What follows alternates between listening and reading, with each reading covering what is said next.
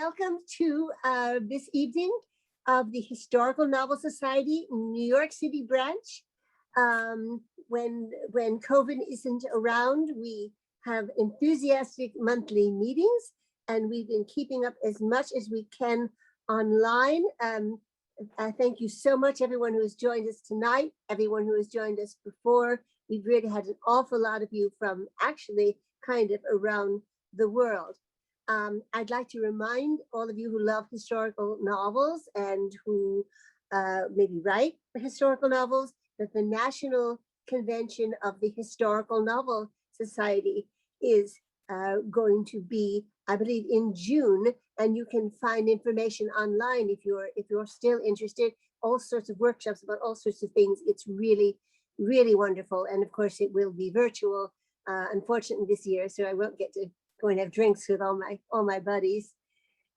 So today we have two novelists. We have Faith Justice, who's the author of Dawn Empress, and we have James Martin, who's the author of Fortune's Child, and they are going to be interviewed by Susan Wands. And may I ask all of you to turn off your microphones so we don't have any extraneous noise. Maybe I'll remind you again of that. So right now I'm going to turn it over to Susan Wands. Oh, thank you so much, Stephanie. I'm so thrilled to be able to talk to you today about these two books about empresses. And I'm also really thrilled to have Faith Justice, her book being featured, because she's worked tirelessly for the New York City chapter of the Historical Novel Society. And we finally get a chance to feature one of her books. And the fact that we do get to pair Faith's book, Dawn Empress, with James' book, Fortune's Child, is really remarkable, because both these books explore empresses who I have never heard of before. And once I started reading their books, I felt that there should be entire history curriculum in schools and universities exploring the world of these two women. So let me just set up a little bit about who these two people are. Because one of the reasons we're looking at empresses is because more and more women are taking on world leadership roles. And these two women changed the course of history. One was an empress from the time of the Roman Empire, and the other was from the Byzantine era. One fought for the power of the church, and the other was the first to negotiate rights for women. So I'm going to tell you a little bit about Faith's book first. Faith Justice's book, Dawn Empress, tells the little-known story of Princess Pulcheria. Is that how you pronounce it, Dawn? Yes, Pulcheria. Yes, who at 15 was pronounced Augusta. That means she was in charge of taking care of the up-and-coming underage emperor. And she acted as a guardian for her brother, the 4th century Roman emperor, Theodosius II. She created an identity for herself that became a powerful tool in war negotiations and for the future of the church. So here we have this Dawn Empress. She is in the 4th century. And now we're going to talk about James' book. And in James Conroyd Martin's book, Fortune's Child, this is set in the 6th century Constantinople. And the beginnings of this character, Theodora, were not very promising. She came from a disreputable background as an actress, maybe a prostitute, and the daughter of a circus bear keeper. And through an extraordinary ascent at 28 years of age, she married Emperor Justinian. Is that how you pronounce it, James? Justinian, yes. Okay, Justinian I. And she evolved into one of the most powerful women in Byzantine history. So we're going to talk about how these two women, who were the most unlikely leaders, came to lead entire empires during their time. So first of all, I'd like to ask our authors to read a selection from their books so we can hear in their own words what they thought this represents what their book is. So Faith, could I ask you to go first in reading a selection from Dawn Empress? Sure. I'm actually going to start at the beginning, because this is the part that it kicks off everything. I mean, almost everything you need to know about Pulcheria, you can divine from this, very traumatic beginning. Okay. So this takes place in the Imperial Palace, Constantinople. It's October 6th, 404. Okay. Pulcheria winced as her father's hand ground her fingers together. She stepped on the hem of her night shift and stumbled. Father jerked her upright. Come, girl, when did you become so clumsy? His voice was rough with wine, anger, and pain. Pulcheria had never seen him so distraught in her 5 short years of life. For the first time, her father, Arcadius, the emperor of Eastern Rome, frightened her. When he had awakened her moments before, her head muzzy with dreams, she knew something was wrong. Father never came to her chambers. The palace nursery where she and her siblings, Arcadia, Theodosius, and baby Marina lived, was the province of nurses and tutors. She only saw him on those rare occasions he ordered the children to accompany him on some outing. Her mother, Empress Eudoxia, inspected the nursery and questioned the servants about her children's health and well-being when it suited her, which was not often. Now her father dragged her down the echoing marble halls toward a part of the palace to which she had never been. They entered a sumptuous but disordered receiving room. A half-eaten meal of beef doused with fishy-smelling garum sauce sat on a silver tray. The Persian carpet lay askew, and several cloaks lay carelessly on a gilt chair. The disarray only added to her chaotic feelings of fear and bewilderment. She tried to lag behind, but her father dragged her forward, nearly pulling her off her feet. Pulcheria whimpered at the pain in her hand and shoulder, but refused to cry out. Antiochus, the chief eunuch and head of the imperial household, sat near the door to another chamber.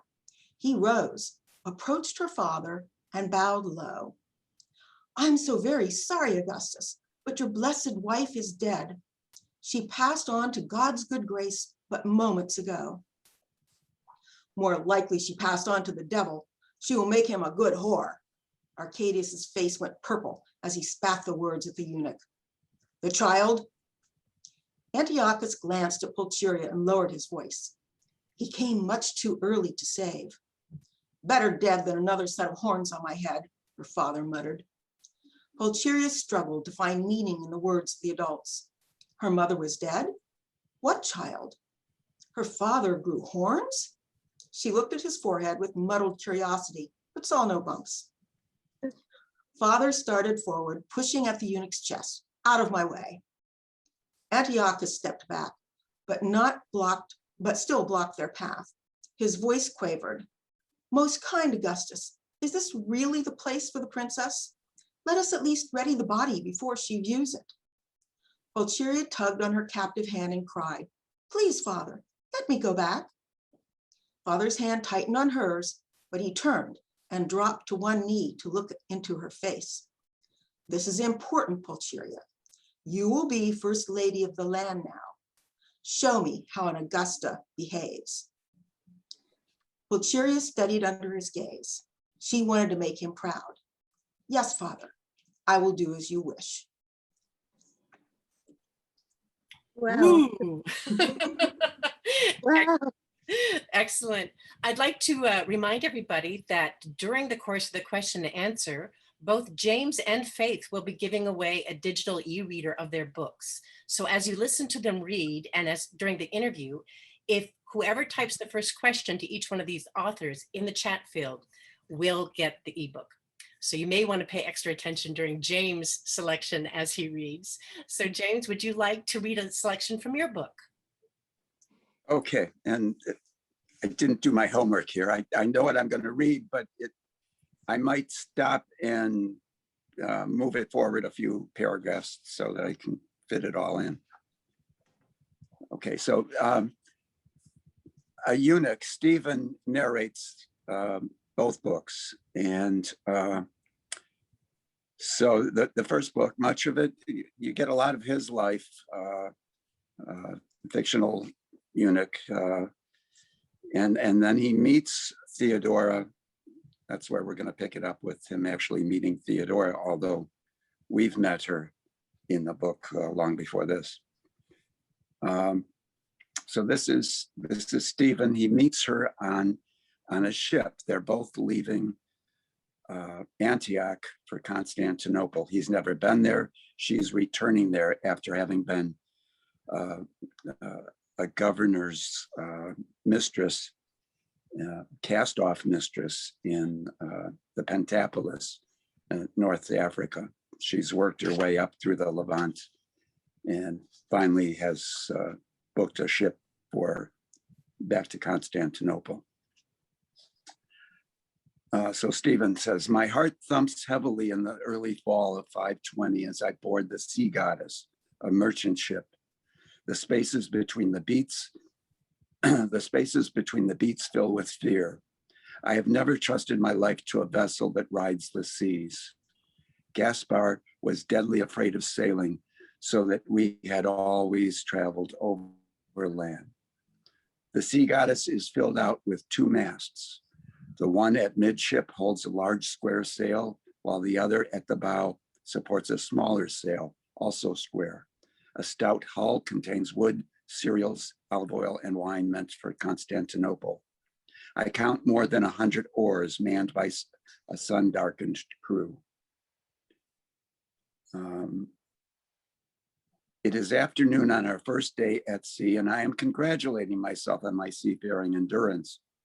We are seated at the table, and Narcissus is questioning me about my life with my parents when the ship plows head on into what he calls a squall.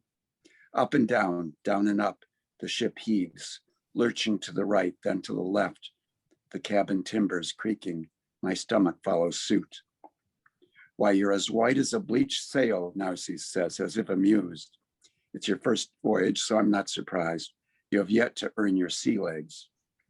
I'm unable to reply. My roiling insides threaten to erupt.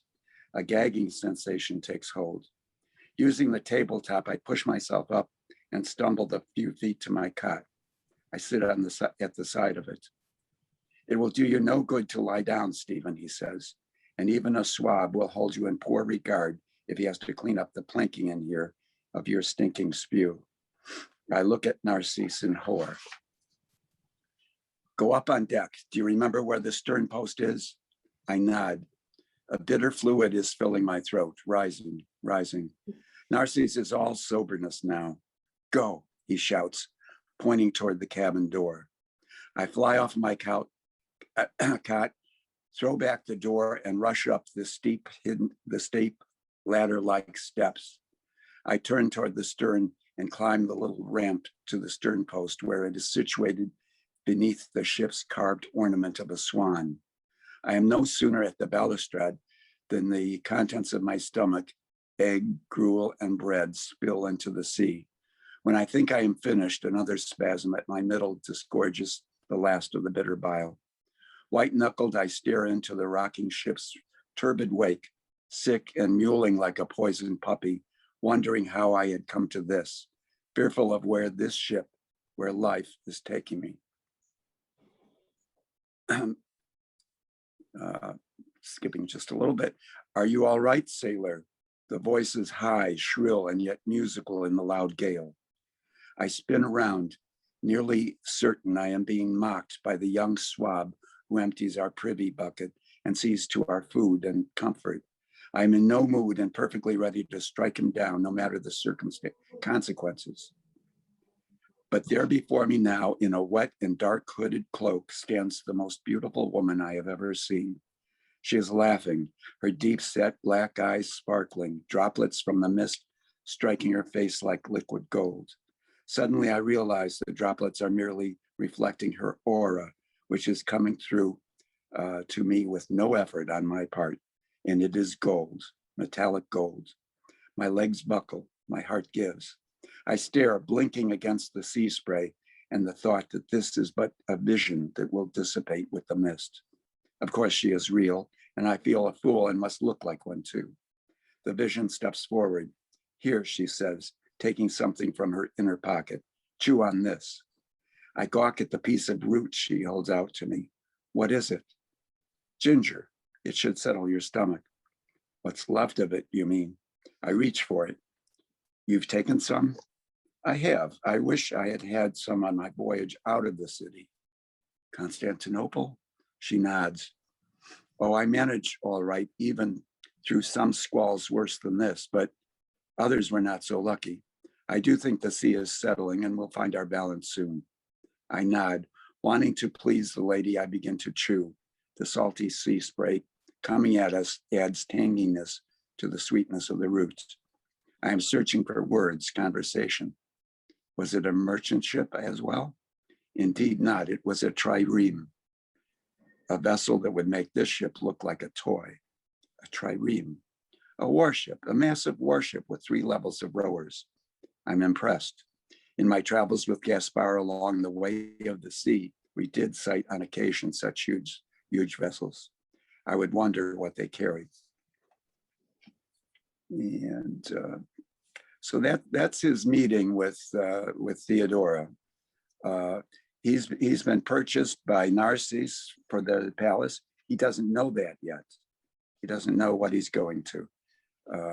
He had originally been purchased from his family by a Syrian sort of shifter and magician. And when he lived out his usefulness for him, the magician Magus sold him to a crew that saw that he was made a eunuch, saw that he was cut. And so I'll shut up. Fascinating. That's a great intro to both of these characters. I'm so curious to know, both James and Faith, when did you first hear about your empresses? How did you hear about them, and how did you research them? Faith, can we start with you? How did you hear about her? Sure. A long time ago, when I was researching my first novel, Selene of Alexandria, which featured Hypatia, the famous lady philosopher, mathematician. Some people might have seen the movie Agora. Rachel Weisz played her in that. But anyway, so it was set during the same time period. And so as I was doing my research into my first novel, I ran across the fact that this 15-year-old girl had taken over the Eastern Empire during this time. And I was like, what? Yeah, this is like amazing. How on earth could a 15-year-old take over half the Roman Empire at age 15? And I made a mental note. She actually shows up in my book tangentially. She has agents that come and represent her in Alexandria. But I made a mental note that I wanted to find out more about her. So after I'd finished writing my first book, I started researching my second, and I found all these fascinating Theodosian women. And it wasn't just Pulcheria, it was her aunt Placidia, and it was Athenaeus, who was her sister-in-law. And I thought, oh my God, I got to write about these women. They're just like, one got captured by the Goths and married their king. I mean, romance. Pulcheria is this political prodigy, and Athenaeus, had this romance story. I mean, it was just like, it was incredible. So anyway, so that's how I ran across them. And I spent years researching, and I was originally going to have it all in one book and intertwine their stories because they all take place at the same time. And I decided there was just too much.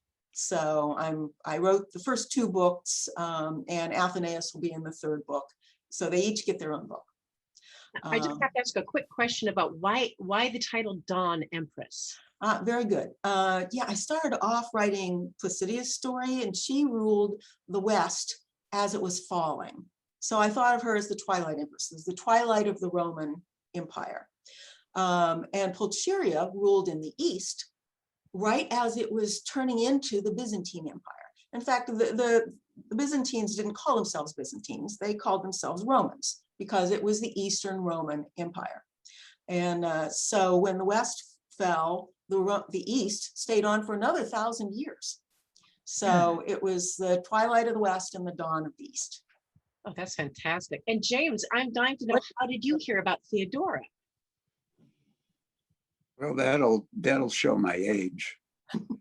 I was living in Los Angeles. This is many years ago, and working on I discovered the material for Push Not the River, and I was working on that, and I had an agent working on that. And at a certain point, she said, well, just start something else. And I was taking a course, an art appreciation course at a junior college. And we studied the Ravenna mosaics of Justinian and Theodora.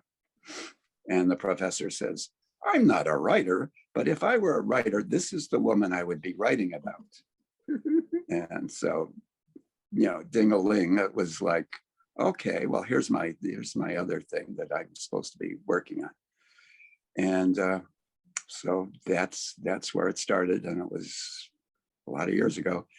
I went down to the Hollywood Public Library, walked down, brought back a massive number of books on the Roman Empire and Theodora, everything I could find.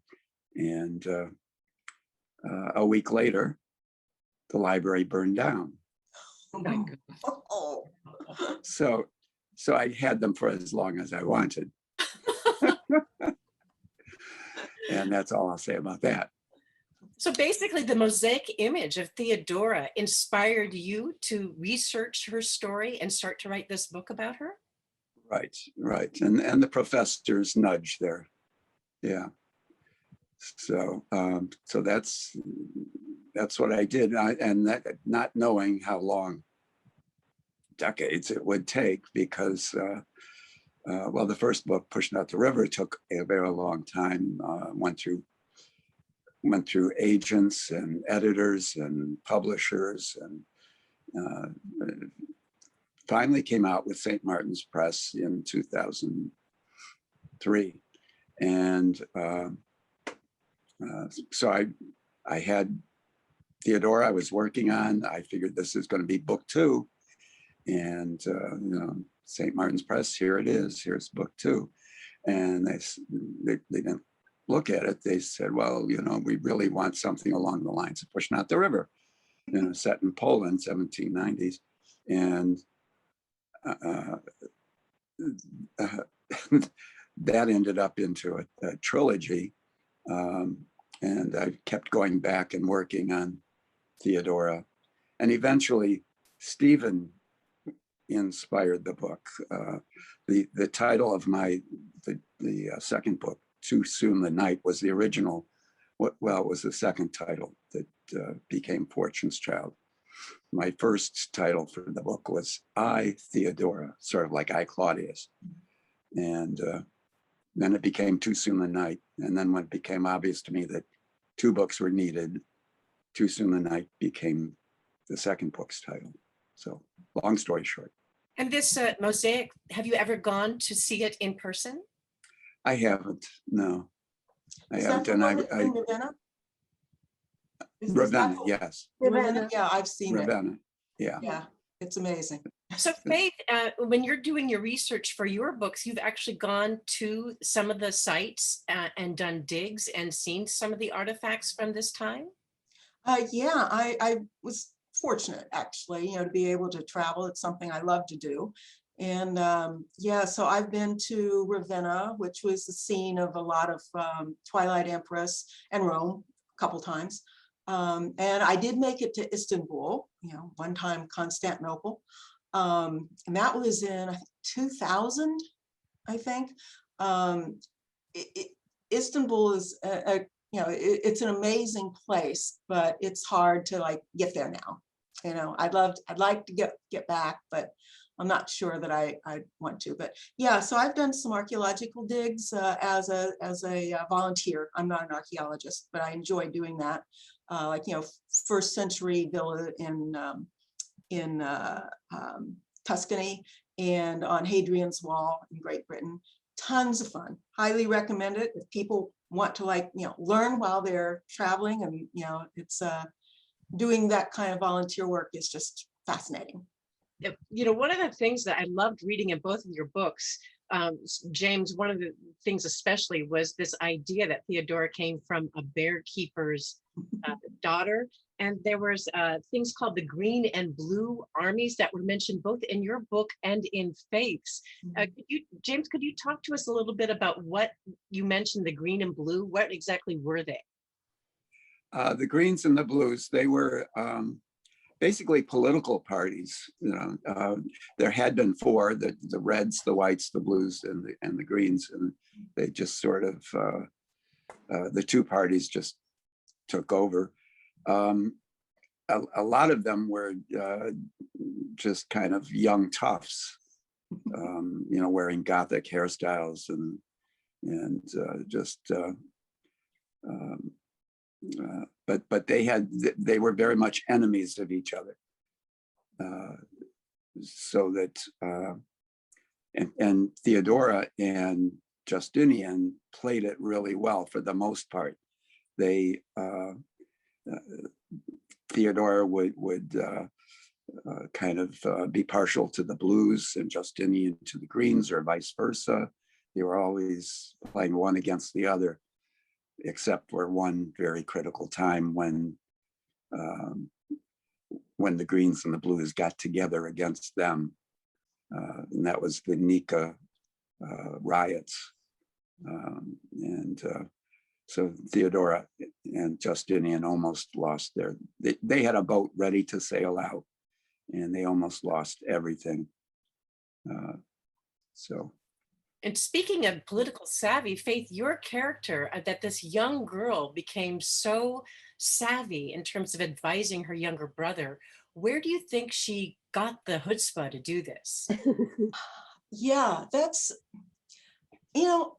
I honestly don't know, because we don't have any insight into her personality other than we can look at what she accomplished and think what kind of a person could accomplish this. I mean, we don't have any letters. Well, we have a few religious letters, from her, but nothing that would give us an insight. No diaries. There are some contemporaneous historians that write, but that's all fluff and isn't she wonderful? She's great. Or if it's someone else that doesn't like her, isn't she horrible? She's a witch. So I had to make all that up. I had to look at what she accomplished and say, what in her life might have given her the chutzpah to do this? And, we do know some things about her. We knew that both her parents died young. We knew that, she did learn from, probably history. She was well educated. I mean, this was something that the imperial children had. So I surmised that she learned from history, because that's the way I like to learn, so that she, I make it pretty obvious at the beginning that, everybody's trying to protect her, so they don't want to give her a lot of information. And besides, she's a girl, I mean, why would she need to know any of this stuff? So she scratches and scrabbles and reads her histories and talks to people and observes what's going on around her, and works with the man who was Anthemius, who was the regent. And that's what she did. She was a prodigy. She was smart and she learned. And then she practiced some things. So along the way, she learns that, wow, being on the good side of the people is a good way of channeling some power, because the people can riot and the people can do all these things. So she learns that. And then she learns that the church, which quite frankly, at this point in time, was starting to get more and more powerful. The Christian church had been splintered and it's now coming together. So she learns to use the church as one of her levers of power. But her ace in the hole was her relationship with her brother, because he was the real emperor. And she, by law, could not rule. So she had to rule through him. So that I built this character and gave things that happened to her along the way. And, I hope I built a character that other people would believe that, yes, she could do this at 15, because that was a tough haul trying to come up with, the kinds of things that would happen to her that she could learn from, that people would actually believe their 15-year-old then, took over the empire at 15. I think certainly that chapter you just read to us about her witnessing the death of her mother was really fantastic, how you set up this spine of steel. And speaking of winning over people's hearts, James, can you talk to us a little bit about Theodora's beginnings as an actress, that she was doing these sort of pantomimes playing all these sort of famous historical women in these sort of tableau vivants. Can you talk to us about that? Okay. In California, down by Laguna, they have these living pictures. And I always think of those when talking about this. So she would appear, this is when she was very young, after she kind of made a name for herself with her sisters, in her sisters' comedies on stage. She would appear in living pictures as, as Aphrodite or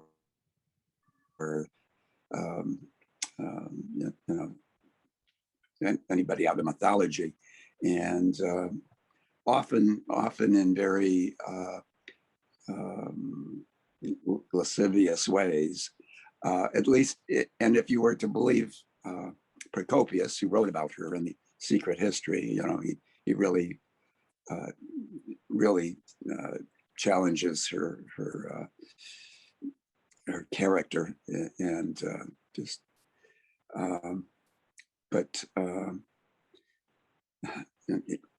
he gives us three different viewpoints of her in three different works that he did. But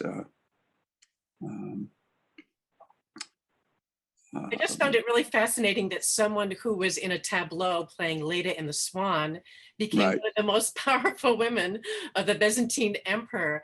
I think she was winning people's hearts because she had empathy, but how she must have been the subject of so much derision, because even today, actresses as rulers, it's crazy. It's Meghan Markle. It's kind of crazy to think of her actually becoming one of the most powerful women on the planet from that beginning. Yeah, a lot of her contemporaries, didn't forget it, but a lot of them did, and that sort of happened. Like Belisarius, General Belisarius.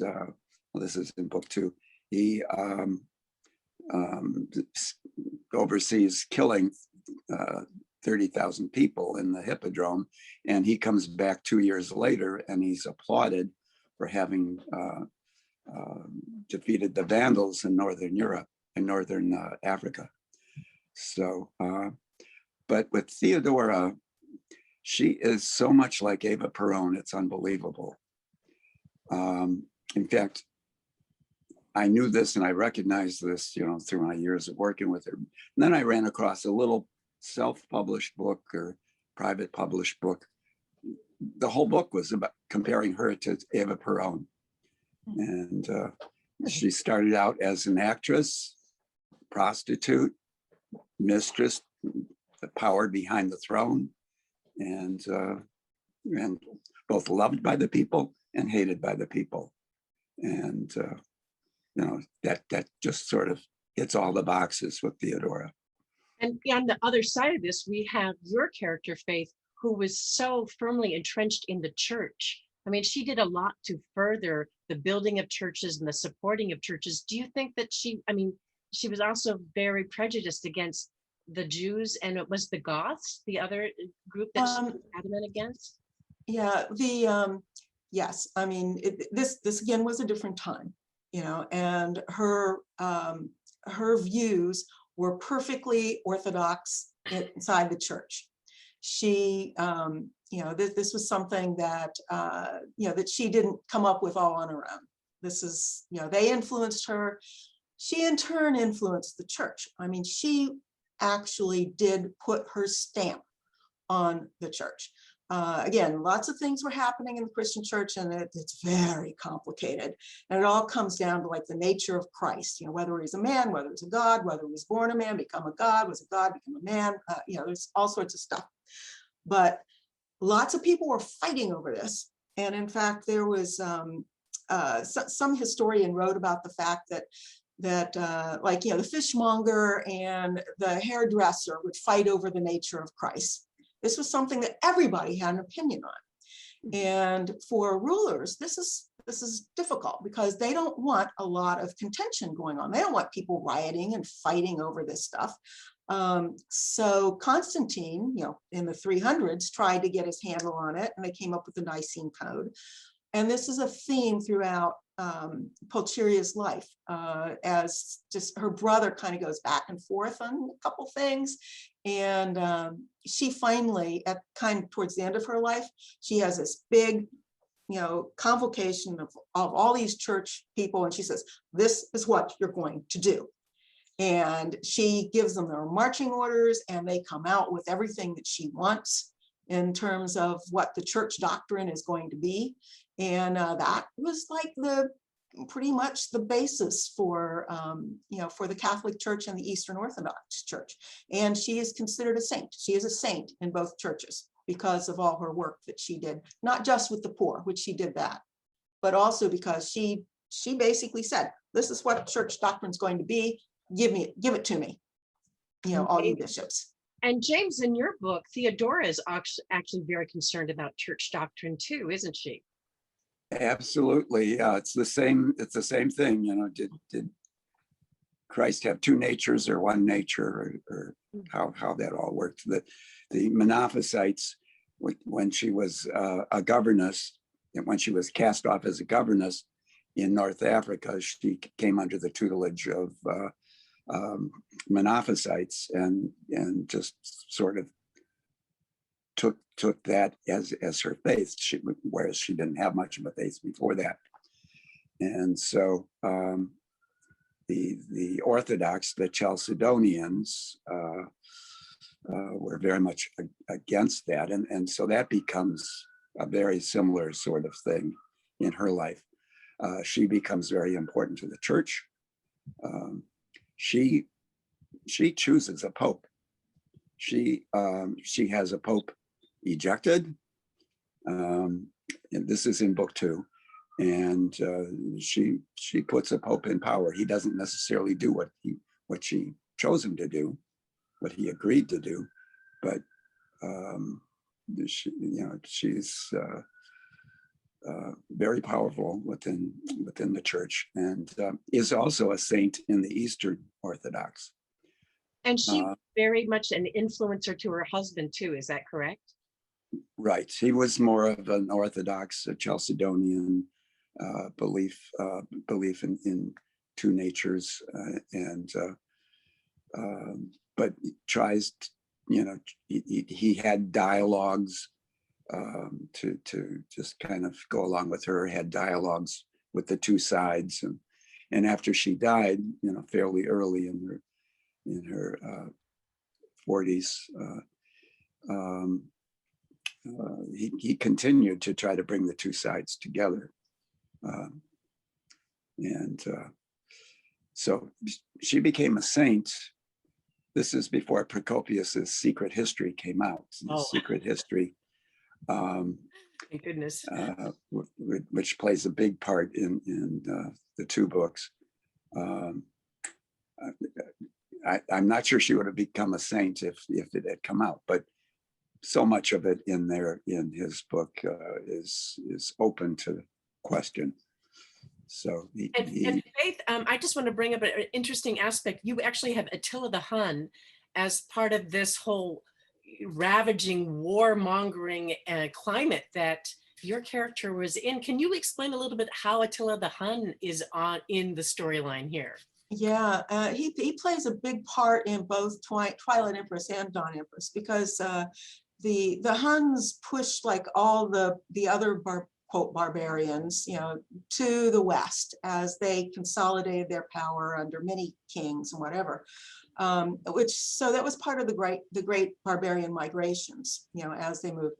But the Huns had worked with the Eastern court for a couple decades, basically just milking them for money. I mean, it was a, like, hey, nice city you have here. It'd be a shame if something happened to it, and they would, pay up. And they did that, all during Theodosius's reign. But he also, when he got the opportunity, there was a major earthquake that brought the walls of Constantinople down. The walls of Constantinople were considered impregnable. And but the walls came down during this major earthquake, and Attila said, all right, now's my chance. And he jumps, with his horde, and they're heading that way. And this is where the blues and the greens come in my story, because basically they managed to get the blues and the greens to compete against each other to rebuild the walls of Constantinople. And they do it in like 3 months in time to push Attila away.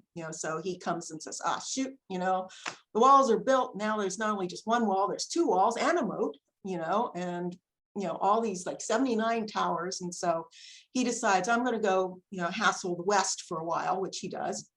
And then the daughter of my Twilight Empress, her name was Honoria, who was the sister of the emperor, but the daughter of Placidia, was unhappy about what was going on with her life, and because her brother wanted her to marry this boring guy, and she decides, you know what, I don't want to do this. So she sends a ring and some money to Attila and says, can you get me out of this marriage? And Attila says, sure, you're now my fiance. And he sends a note to Theodosius and niece saying, I want Honoria and half of all the West as her dowry. And he says, ha!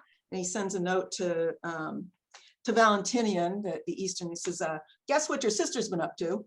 And this, and he says, I recommend you just give her to him, let her languish in Attila's harem, because he had many wives, which of course he couldn't do. But anyway, Attila then did invade Western Rome, supposedly to claim his bride and half of the Western Empire as her dowry. Wow, that's fantastic. And James, you have an earthquake in your book too, isn't that correct? Yeah, it doesn't play that big of a part. What I want to mention was those towers that Faith mentions, those Theodosian towers.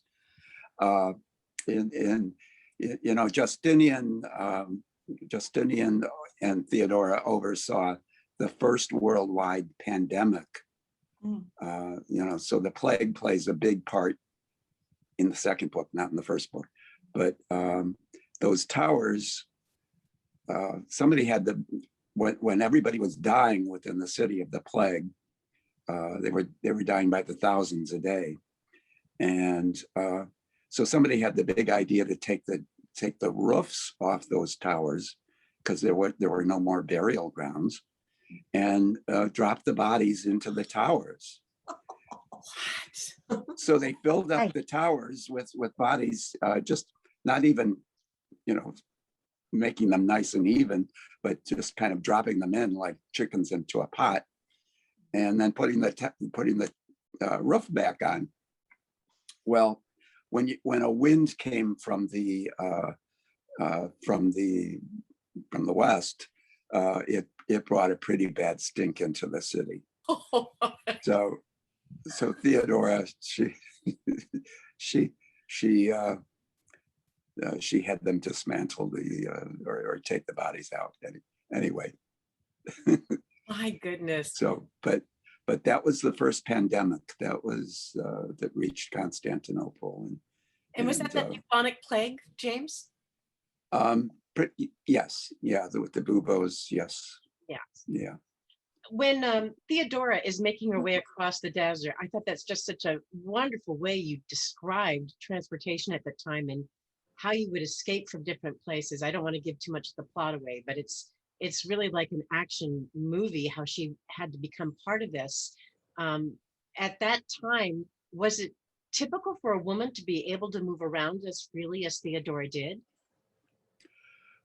She was protected by the blues. Otherwise, I'm not sure that could have happened. But yeah, her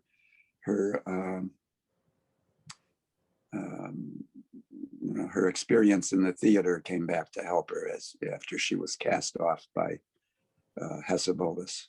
I have to say, after I read that section, I thought, worst tour ever.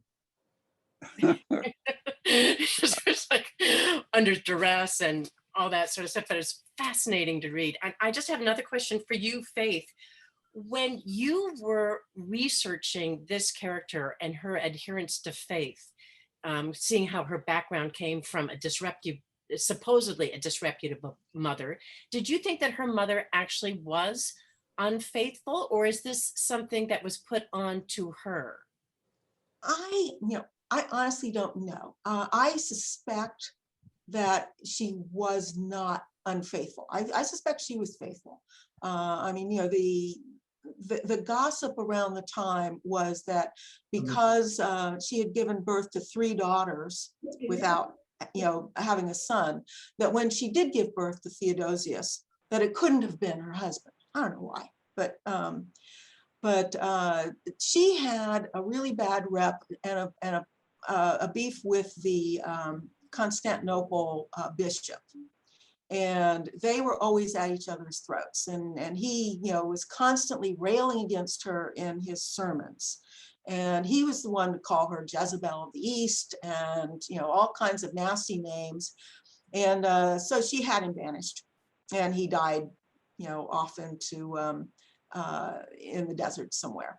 But I think a lot of it was that she was first of barbarian stock. She was like half Frankish. She was an assertive woman. Her husband was a very weak ruler. And she basically, ran the show. And I'm sorry, but men don't like that. And I think that she got a bad rap from the male historians, particularly the church historians. And I think that she probably, was fine, but it does make for a more interesting story to imply that she might have been, a bit of a rake, but yeah. Well, we have about 10 minutes left. Stephanie, do we have some questions in the chat field that I don't want to hog all the questions? I could talk forever on this, but are there questions from our audience that they'd like to ask? We have some. Let me look.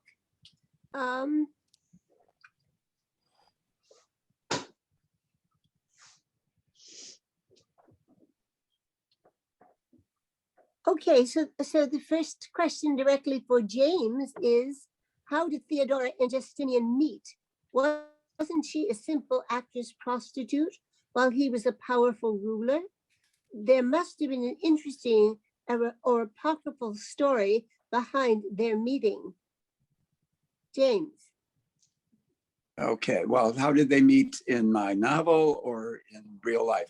In real life, we don't quite know exactly how they met, but she had already had this big history behind her of having been a mistress that was cast off, of having had one, possibly 2 children, and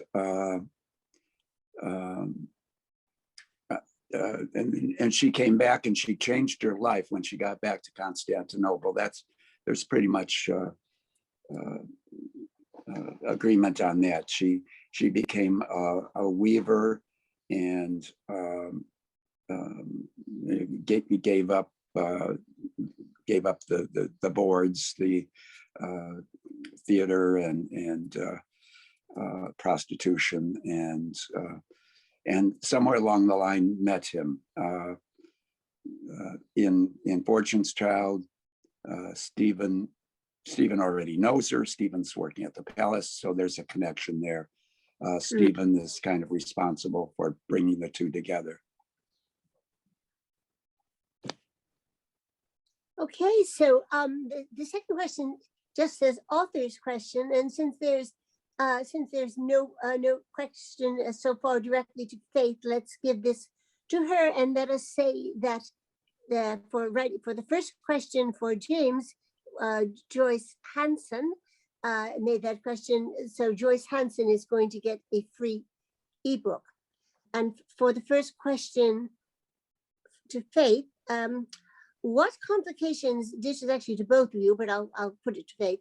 What complications did you both have to overcome writing in modern English about a Latin language time?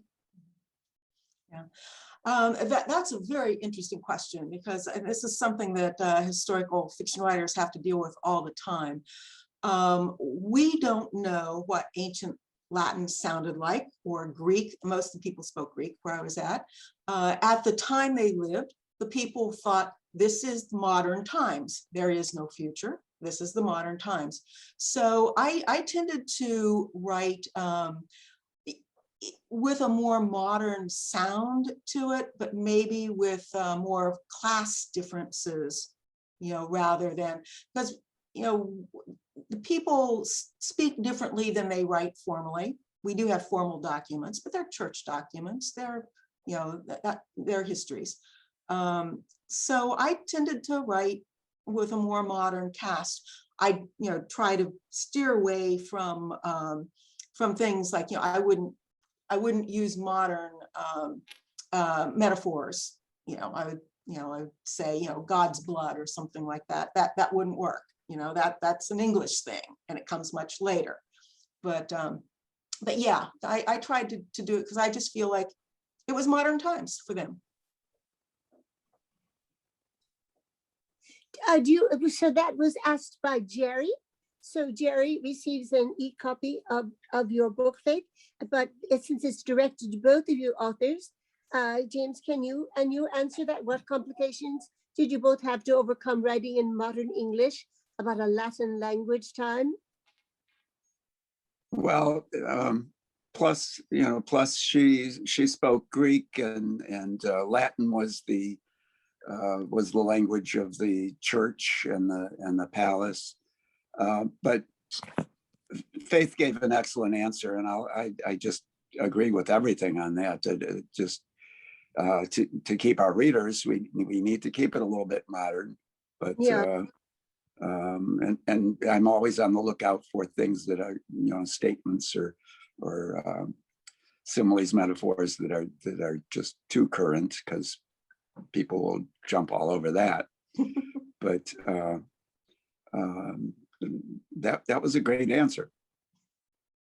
Here's a question for you, James and Faith. James, could you tell us, what would you think is Theodora's main flaw? If she were to have a basic failing, what would you think that would be? Why don't you go to Faith? What do you think? All right, Faith, what would you think that your character's basic flaw would be? Yeah. I'm going to answer this kind of like they do with, in a job interview, what's your main flaw? I work too hard. Her main flaw was she was very ambitious, and she art class. Sorry. Yeah. So she was very ambitious. And what I try to do is show that ambition comes from love and fear and uncertainty that happens in her life, that her ambition was all about control so that she could keep her brothers safe and her country safe and her church safe. But she was a very ambitious woman and comes across in the history as quite power hungry. So, I had to come up with why, in a way that would make her seem sympathetic to people. And James, what do you think? Do you think that people have painted Theodora as being aggressively ambitious, or is this just a historical rewrite? Oh, she was definitely ambitious, and so I was thinking about that question. She had kind of tunnel vision as far as empathy. She could empathize when she chose to, or when it moved her, but she could be cruel and send people off to islands or to the dungeon or to death. But women's rights, she made history with women's rights. There's just a whole list of things that she had Justinian put in the Justinian's Code. Was she the first ruler to say that women had the right to own property? To own property, to get their dowry back if the husband died, to outlaw honor killings. Yeah,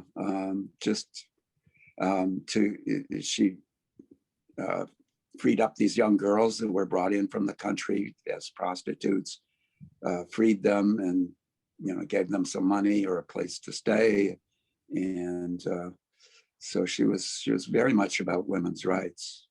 And can you, I asked Faith this, but I didn't get a chance to ask you, can you tell us why you chose Fortune's Child as your title?